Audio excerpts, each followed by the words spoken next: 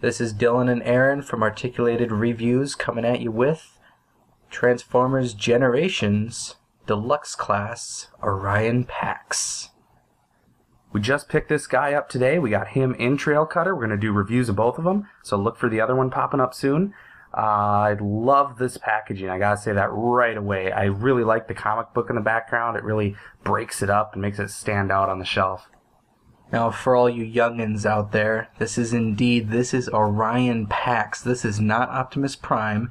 This is his previous identity before obtaining the Matrix of Leadership. I am so excited to get this thing open. I'm a huge Optimus Prime fan. I've been waiting a long time for this figure. I cannot gush over this packaging enough. It's just so incredibly badass and well done.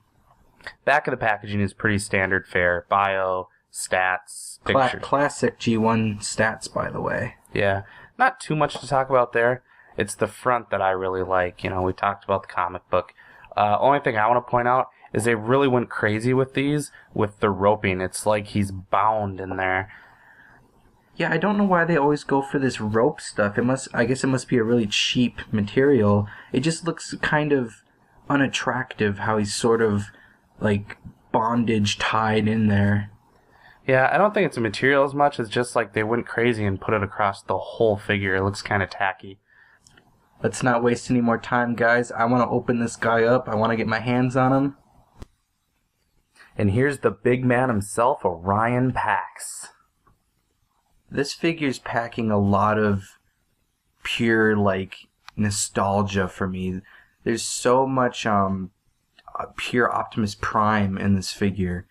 From just the design of his chest to the color choices and some of these yellow parts on him, on his arms and on his legs.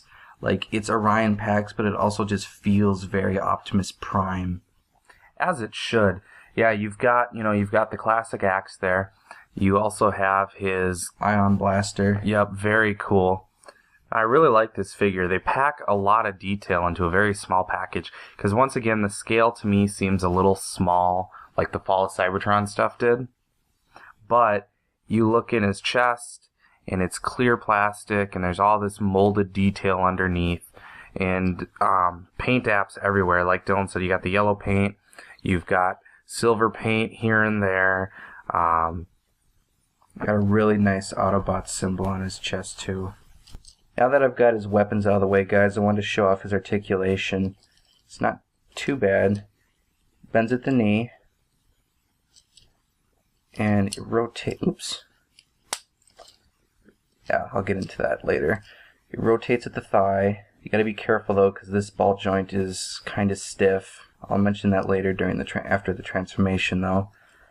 And I wouldn't really consider this articulation per se, but his foot does move, but it's part of the transformation. So, you know, that's up to your own discretion. And then he does bend at the elbow, goes all the way around. He does have a ball jointed head, but because of this back part right here, you can't, it's kind of difficult to move it. But it does have full range of motion if you can manage it. He does have a waist joint. Turns all the way around. And his hands do rotate 360 degrees. Got a really killer head sculpt there too. Clearly it's, you know, it's Optimus or Orion Pax. One thing I noticed right away though is it is clear in the back for light piping, but they painted blue over his eyes.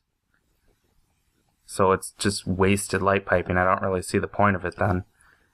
I don't think it was necessary in the first place. If they were going to put this thing back here, you're not going to get easy access to the light piping anyways. Since I have him up close too, something we can point out is this is supposed to clip in here, his shoulder, during the transformation, but they're kind of loose. They don't really clip in very easily. They just kind of flop around. I mean, you can clip them down, but they detach really, really easily.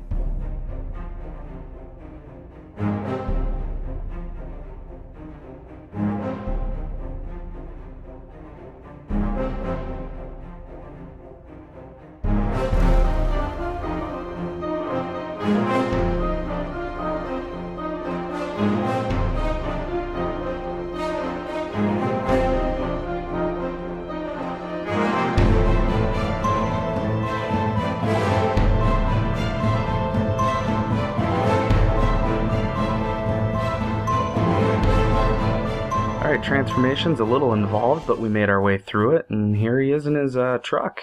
Actually kind of an enjoyable transformation for me. Very simple, but also kind of cool how everything comes together. I do like this vehicle mode. I'll get that out of the way right away. However, the scale seems way off compared to other vehicles because this is supposed to be a truck. But when you compare it to other vehicles in the Deluxe line, it's small. It's kind of narrow. Just to get an idea of how small this guy really is, here's a hubcap from, I believe, Hunt for the Decepticons? Something like that. And he's a scout class. And you just see, like, I mean, Orion's not that much bigger than him, and he's a scout class figure. And especially, see, that's what really does it for me, is the width is, like, identical. I do like this mode. There's a few things that are a little weird.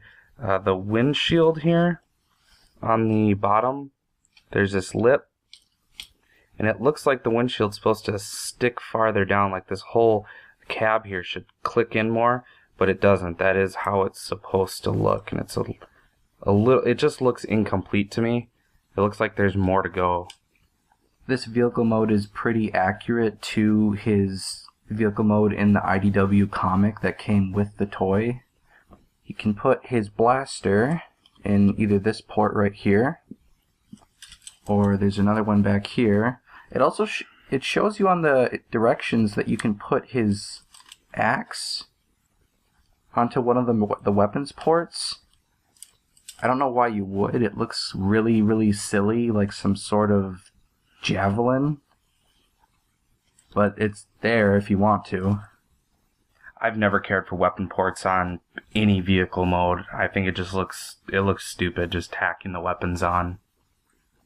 I just noticed actually that this part, this top part right here, likes to split right down the middle, and that's probably because it's not clicked in any kind of way. I mean, the arms are pegged in right here. I mean, you can't see it because the roof is covering it, but just something to point out that this might start to kind of part over time, so just keep an eye on that.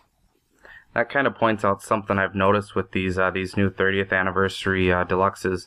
I think they're really complicated for a deluxe, which isn't to say it's a bad thing. They have a lot going on, a lot of detail. However, I think they're almost too complicated for their size class at times. We're going to be looking at Trail Cutter too, and he's got a few things as well that they don't seem to clip in very well because they have so many small moving parts that it seems like they had a hard time putting pegs in for these things to clip into. Despite this guy's small size, if you're an Optimus Prime fan, I would still recommend picking him up. I mean, yeah, he's small, but he's got a lot of detail, a lot of good paint, some really awesome weapons that come with him.